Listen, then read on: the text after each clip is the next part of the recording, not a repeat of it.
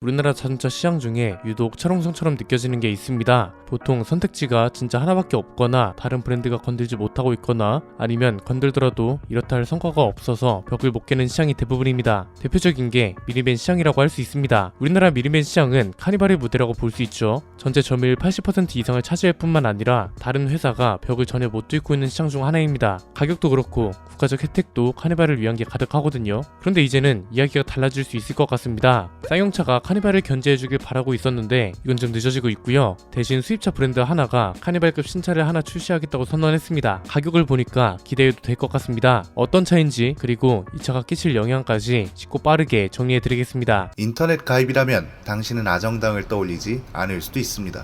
당신의 습관은 통신업체에 고정되어 있을 수도 있습니다. 모르면 놓치는 당연한 권리, 인터넷 정수기만 사용해도 받을 수 있는 지원금 77만원, 인터넷 가입은 아정당입니다. 오늘 이야기를 나눌 차는 토요타 알파드입니다. 작년에 이런 사진이 돌았죠. 토요타 코리아가 사전 계약 중인 신차를 모아둔 사진인데 프리우스는 기존에도 팔리던 차였기 때문에 당연하다 치지만 알파드랑 크라운이 눈에 띄죠. 그 중에서도 알파드가 지금 관심을 많이 받고 있더라고요. 사실 갑자기 국내에 들어오는 차 중에 가장 의외로 느껴지는 차인 것 같습니다. 알파드라는 차가 국내에 들어올 거라는 생각은 아예 하지도 않고 있었기 때문에 기대를 가지고 있던 분들이 꽤 많더라고요. 왜냐면 우리나라 미니밴 시장은 카니발이 독점하고 있잖아요. 그래서 새로운 선택지가 필요할 것 같다는 생각이 들던 찰나에 국산차가 아닌 수입차 브랜드가 먼저 선택지를 제안하게 된 거죠. 이전에도 선택지가 없진 않았습니다. 시에나랑 오디세이가 있었는데 이 차들이 성공하지 못한 이유는 뭔가요? 기본적으로 카니발보다 가격대 자체가 비싸고 국가적 혜택도 받을 수 없다는 게 컸죠. 가격은 카니발보다 비싼데 9인승 모델이 없어서 버스 전용 차로 같은 국가적 혜택을 못 누리는 미니밴이었습니다.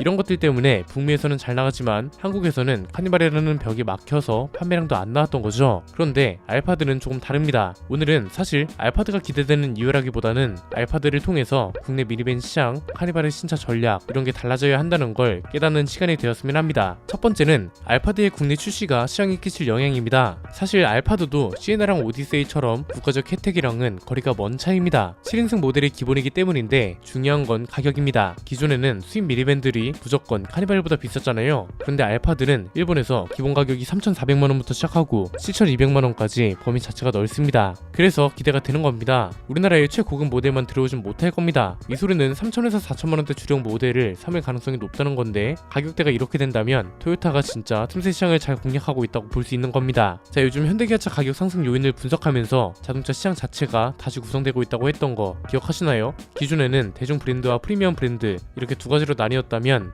이제는 현대기아차가 가격이 비싸지면서 중간다리 역할을 하기 시작했다고 했잖아요. 토요타가 알파드를 3,000에서 4,000만원대로 들여오면 현대기아차가 사라진 대중 브랜드 그룹을 공략하게 되는 겁니다. 왜냐면 카니발도 조만간 페이스리프트 되면서 하이브리드랑 순수 전기 모델이 추가되고 가격도 당연히 오를 거기 때문이죠. 지금 카니발 가격대가 취득세 포함 3,180만원부터 5,260만원입니다. 이미 풀옵션 모델은 5천만원을 넘기고 있고 중간 모델 중간 옵션을 감안하면 4천만원 선에서 왔다갔다 하고 있습니다. 고급 모델인 하이 리무진의 경우는 취득세 포함 6,490만원부터 9,850만원입니다. 카니발이 이미 1억에 가깝다는 것부터 놀랍지 않나요? 알파드는 이 모든 가격대를 건드릴 수 있다는 게 강점입니다. 기존에 있던 시에나랑 오디세이는 6천에서 7천만원 선밖에 못 건드렸잖아요. 그런데 알파드는 3천에서 4천만원대인 기본 모델도 있고요. 7,200만원 정도 하는 고급형 모델도 있습니다. 그래서 저는 가격만 제대로 들여오면 80% 이상은 경쟁력을 먹고 들어간다고 보고 이렇게 되면 일본 미니밴의 강점을 소비자들한테 어필하기도 좋아하십니다.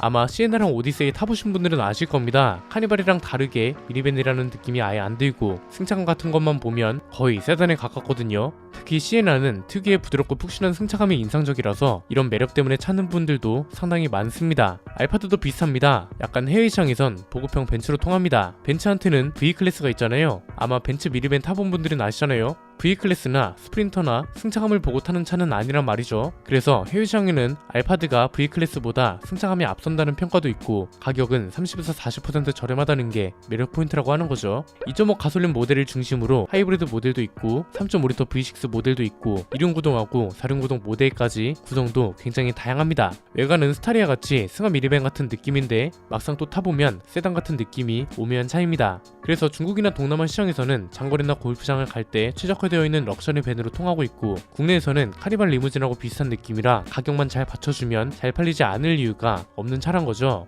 이전까지는 버스 전용차로 같은 국가적 혜택이 중요했는데 이제는 저렴한 차가 각광받는 시대가 됐기 때문에 기준 자체가 달라진 겁니다. 토요타가 불매운동 이후로 전략이 좀 남다릅니다. 알파드뿐만 아니라 크라운, 하이랜더 이런 차들까지 들여온다고 하거든요. 이렇게 차를 많이 들여온다는 건 기본적으로 한국 시장 판매량을 끌어올리고 싶은 의지가 있다는 거고 이 의지가 있는 한 가격을 가지고 장난칠 일은 거의 없습니다. 캠리나 라브4 같은 차들 보면 가격대가 그렇게 나쁘지 않은 것 같아서 알파드도 가격이 기대되는 차 중 하나입니다. 두 번째는 알파드가 만약 한국 시장에서 성공하게 되면 국산차 브랜드한테는 어떤 영향을 끼칠 거냐 이겁니다. 여기서부터가 중요합니다. 만약 알파드 판매량이 기대 이상으로 나와서 카니발 점유율에도 영향을 끼친다면 기아는 일단 카니발 가격을 함부로 올리기가 힘들어질 겁니다. 우선은 3.5L 가솔린 모델만 사전 예약을 받고 있다고 하거든요. 301마력, 36.8토크를 발휘하는 엔진입니다. 이건 어떤 전략으로 해석하면 되냐면 한국에서 더 이상 디젤차는 안 통한다는 걸 파악했다는 거고요. 900이량 모델로 반응부터 살펴보겠다는 걸로 보면 될 것 같습니다. 900이량 가솔린 엔진이라고 실망하실 수도 있는데 그렇지 않습니다.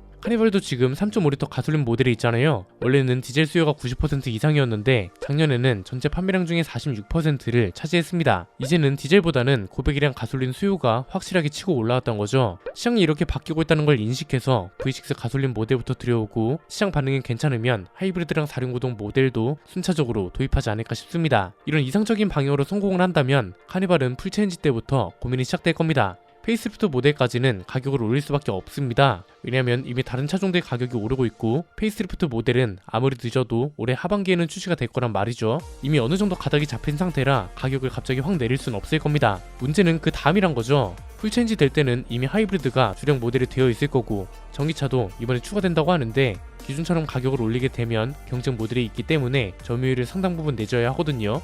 카니발은 약간 그랜저 같은 차라는 게 중요합니다. 그랜저는 지금 해외 시장을 완전히 포기하고 내수 전용 모델이 됐잖아요. 카니발도 사실상 똑같거든요. 북미 미니밴 시장에서 꼴등을 하고 있고 국내 시장에서는 또 판매량이 압도적입니다. 이 상황에서 시장을 내주면 카니발은 위기 소리를 들을 수밖에 없습니다.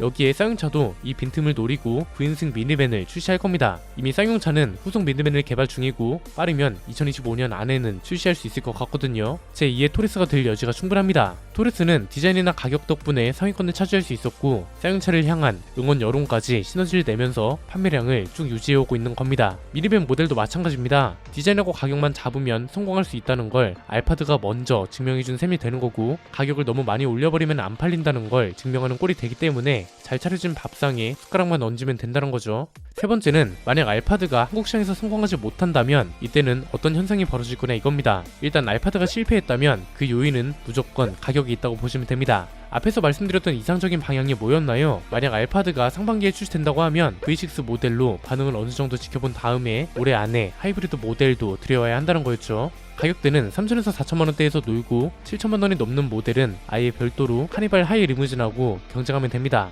이렇게 하면 성공인데 V6 모델만 계속 고집하고 가격도 5천만원 넘는 수준으로 들여온다? 이러면 무조건 실패하는 거고 토요타가 출시하는 다른 신차들한테도 이 실패의 영향이 분명 갈 겁니다. 왜냐면 올해 토요타가 출시하는 신차 중에서는 알파드가 가장 기대주거든요. 이 기대주가 소비자들을 실망시키면 다른 신차들은 당연히 쳐다도 안 보게 됩니다.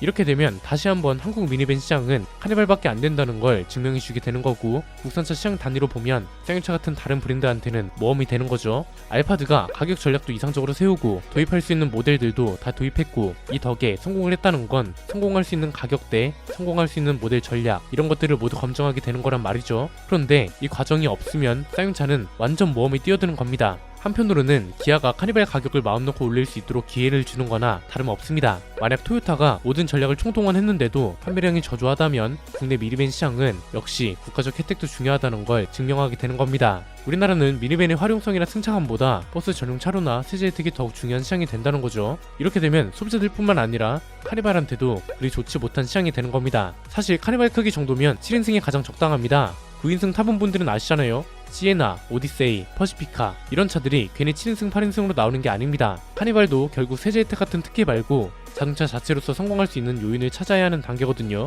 알파드 같은 차들이 자극을 주지 못한다면 카니발은 개선의 필요성 자체를 못 느끼기 때문에 다음 세대에서도 전용 모델로 남을 수밖에 없을 겁니다. 결국 알파드가 국내에 들어온다는 건 단순히 이 차에 대한 장단점만 보는 거에서 끝나는 게 아니라는 소리입니다. 지금까지 단 한 번도 변화가 없던 시장에 어떤 영향을 끼칠지, 이게 기아나 쌍용차 같은 국산차 브랜드한테는 어떤 영향을 줄지가 굉장히 중요해서 알파드가 국내에 출시된다는 게 여러모로 기대되는 게 아닌가 싶네요. 오늘 내용은 여기까지입니다. 내용이 유익하셨다면 구독과 좋아요, 알림 설정 부탁드립니다. 지금까지 저는 안피디였습니다. 감사합니다.